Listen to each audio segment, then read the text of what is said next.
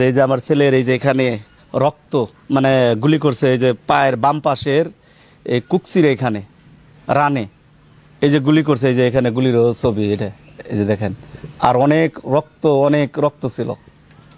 রক্তক্ষরণে ও হসপিটালে নেওয়ার আগে লাগছিল হলো এই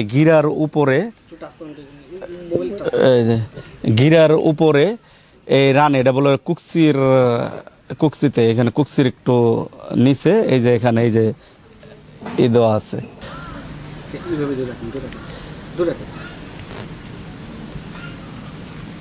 গুলি করে সেরে আমার ছেলেকে বলেছে দৌড় দেওয়ার জন্য। ও তো কোনো রাজনীতিতে কোনো জমা ছিল না, ও তো শিশু, ওর বয়স মাত্র 12 থেকে 13 বছর।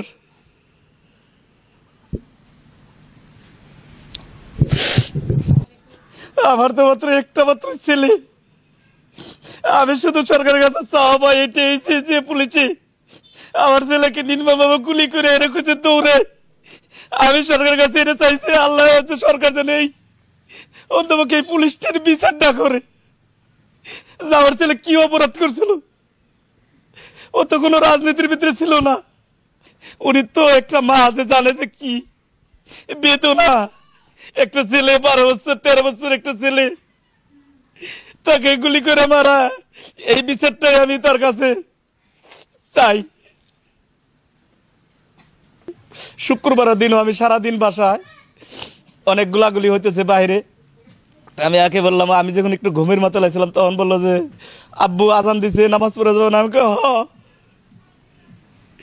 পরে ও গোসল টোসল করে রেডি হয়ে আমার জন্য দাঁড়ায় নিল। পরে আমরা দুই বাপ্পাটা একসাথে নামাজ পড়ার জন্য গেলাম। আর ওর সাথে হলো দুপুর কালে, শনিবার দিন দুপুরে একসাথে আনুমানিক 2টার দিকে একটি বলে বসে খাওয়া দাওয়া করলাম। খাওয়া দাওয়ার পরে আমি একটু নিচে গেছি।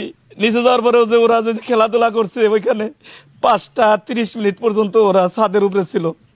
ওইখানে খালি 2 মিনিটের জন্য মানে গেছে যে দেখার জন্য, যখন নামছে ঠিক বলে যে ধুমা উঠছে, ওই ধুমা দেখার জন্য গেছে। ধুমা দেখার যাওয়ার ওইখানে থেকে পুলিশে গুলি দিছে। আর ওইখান থেকে লোকজনে বলছে আমার বড় মেয়ে গেছিল, যাওয়ার পরে বললো যে আব্বু ওখানে যে জিজ্ঞেস করলাম সাদ মাহমুদের জুতা ভাই রক্ত ওইখানে পরে নইছে, হাত দিয়ে যে এখানেই করছে, মানে ওয়ালের সাথে ওই হাতের ছাপটা এখনো রয়ে গেছে ওইখানে।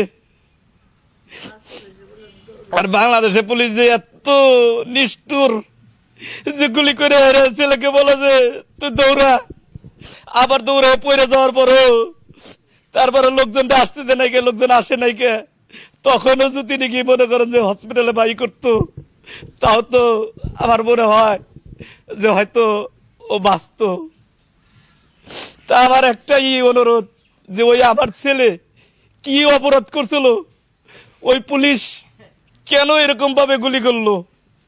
মাননীয় প্রধানমন্ত্রীর কাছে আমি এটার সূক্ষ্ম বিচার চাই।